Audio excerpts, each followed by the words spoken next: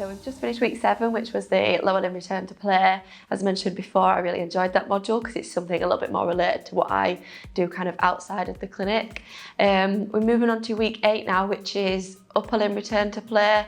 Again, I'm quite looking forward to this one as well because I'm doing some more exercises, getting a little bit more involved with the patients, getting them out of the clinic as well and into a gym environment, out into the studio, even getting to the point where they could kind of go outside and start doing some stuff there as well. So I'm quite excited for that. It does link back a little bit more to, obviously, like I said before, my rugby side of things. So I enjoy kind of the 2 different sides of going to rugby and then coming here because it's completely different. So yeah, I'm looking forward to adapting what I'm learning on this week to the stuff that I do in rugby and the stuff that I do here in the clinic as well, because it's a little bit different to the assessments that we're used to doing on like a daily basis. So yeah, I'm quite excited to get this one done. Again, we are quite busy in the clinic this week, so it is a case of kind of getting it fitted in as and when I can between patients, on an evening, even on a morning if I've got time. But they don't look to be that long, to be honest. They're about 10 minutes long, are the videos. And yeah, especially if you've got an interest in that kind of thing, like I have got a bit of a background with it, with working in a gym before I started here. So yeah, it's something that I'm definitely looking forward to.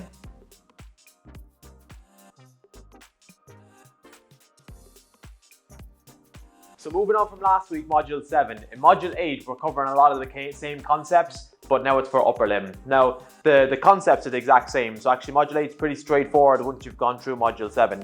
I think for Module 7, it's a little bit easier to kind of wrap your head around because I think lower limb return to play is a lot more common in terms of getting back to running, etc. I think upper limb return to play, and in my experience, I don't know about you, Sarah, a lot of therapists don't take people far enough with upper limb return to play, and it's kind of like with shoulders and stuff, it's almost like as soon as the pain is gone, we're discharging them and we're not building that tolerance and resilience back up. So Module 8 is really, really important for that upper limb resilience to make sure that when we discharge them, they're not back again in 4, 5, 6 weeks time with a new issue or a similar issue on the same side.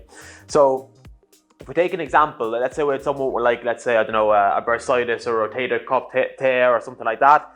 And when we go into their history, again, going back to Module 1, in the story, there's maybe a history in that forearm, so maybe like an old fracture or something like that.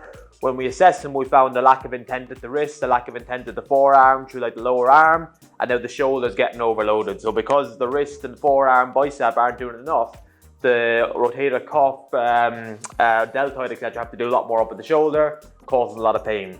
So obviously our sessions 1 to 3 in Module 3 is going to be here. And that's going to get us up to being pretty solid on the stuff on the wall. So that's going to get a passive range of motion back in the wrist, elbow and shoulder. It's going to get our active range of motion back in the wrist, elbow and shoulder. And maybe done some like loading exercises on the wall, like first stage loading for the shoulder. So that's session 1 to 3.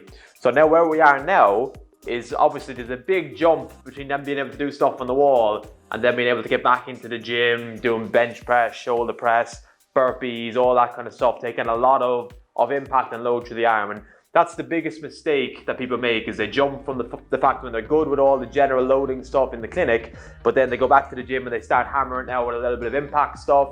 They start to do a lot of press ups or something in the gym, and it all flares up again.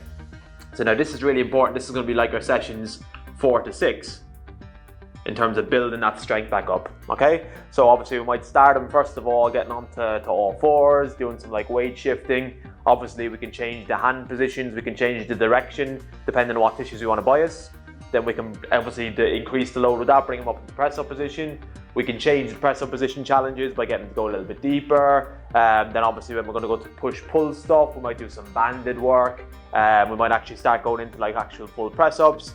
Then we've got our external loads where we start to add in the bar, or we start to add in kettlebells or whatever. And then the last thing might be some impact stuff in case we'll be getting back into doing burpees, etc.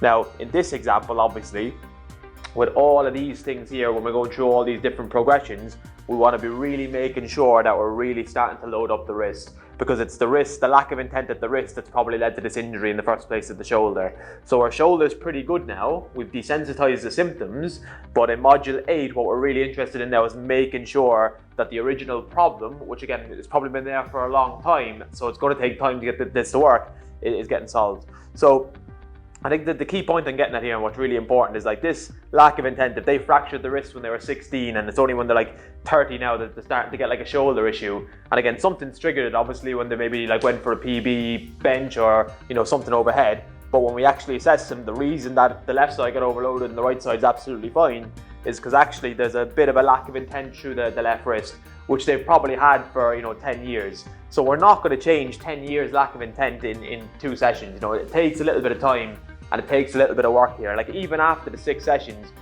for a while they're going to have to do a lot of rehab and a lot of like warm up and stuff before they train.